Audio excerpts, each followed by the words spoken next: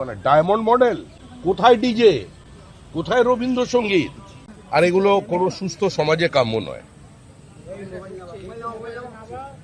এই নির্বাচনের ফলাফল প্রমাণ করে দিয়েছে ঔদ্ধত্য এবং একদলীয় একচেটিয়া একাধিপত্যবাদ দীর্ঘদিন চলতে পারে না। কারোর ক্ষোভ থাকতে পারে, বিদ্বেষ থাকতে পারে, কিন্তু এ ধরনের ঘটনা যারা ঘটাচ্ছেন এটা সুস্থ স্বাভাবিক গণতান্ত্রিক সমাজে কাম্য নয়। এর সঙ্গে আমার দল দূর দূর পর্যন্ত যুক্ত নয়। তিনি বলছেন পুলিশ কেন এলো না, পুলিশকে খবর দেওয়া সত্ত্বেও জনপ্রতিনিধি কেন এলো না, পুলিশ কেন নেই? সেটা কেন নেই পুলিশ, সে তো আমি বলতে পারি না, আমি তো দলের প্রতিনিধি। সেটা পশ্চিমবঙ্গ রাজ্য সরকার বলতে পারবেন, কারণ বিরোধী দলনেতা শুভেন্দু অধিকারীকে গাড়ির মধ্যে জীবন্ত পুড়িয়ে দেওয়ার চেষ্টা হয়েছিল উত্তরবঙ্গে।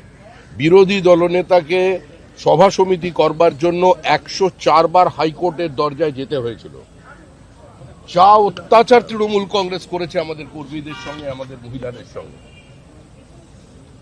আমরা সংযত আছে ছিলাম বলেই আজকে তৃণমূল কংগ্রেস অক্ষত আছে।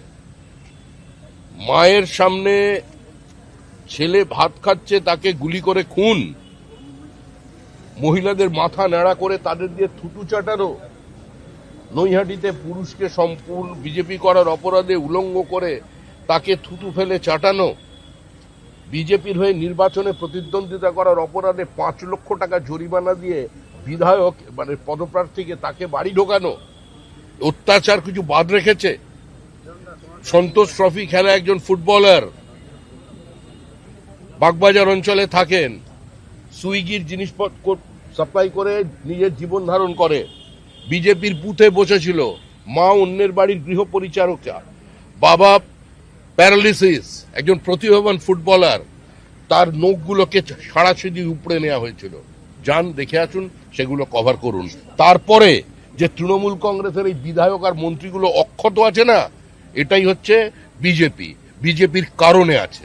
আমাদের জায়গায় অন্য কেউ থাকলে, যদি তৃণমূল থাকতো, আজকের ক্ষমতায় আসতো, আজকে এখানে আমি দাঁড়িয়ে থাকতাম না, আমার 500 কর্মী খুন হয়ে যেত। আর যদি কংগ্রেস বা সিপিআইএম হতো, তাহলে আজকে যিনি বলেছেন বিবৃতি দেওয়ার অবস্থায় থাকতেন না, অনেক আগেই লিঞ্চিং এর শিকার হয়ে যেত। যে অত্যাচার দক্ষিণ 24 পরগনায় হয়েছে, 3টে সভাপতির গাড়ি ভাঙা হয়েছে, অকারণে যেভাবে মারধর করা হয়েছে মানুষকে, আমাদের ওখানকার প্রাক্তন জেলা সভাপতির কোমর চিরকালের জন্য সেটা নষ্ট করে দেওয়া হয়েছে। রূপা গাঙ্গুলি আমাদের দলের তখন মহিলা শাখার সভানেত্রী ছিলেন, কি করা হয়েছিল রূপা গাঙ্গুলির সঙ্গে দক্ষিণ 24 পরগনায়? ডায়মন্ড মডেল প্রচার করতে এলেন না কেন? ফলতাই যে নির্বাচন হলো, প্রচার নেই কেন?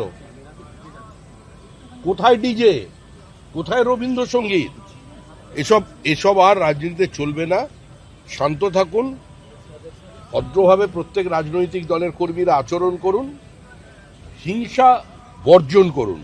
পশ্চিমবঙ্গের রাজনীতিকে এই হিংসামুক্ত করবার জন্য মানুষ রায় দিয়েছেন।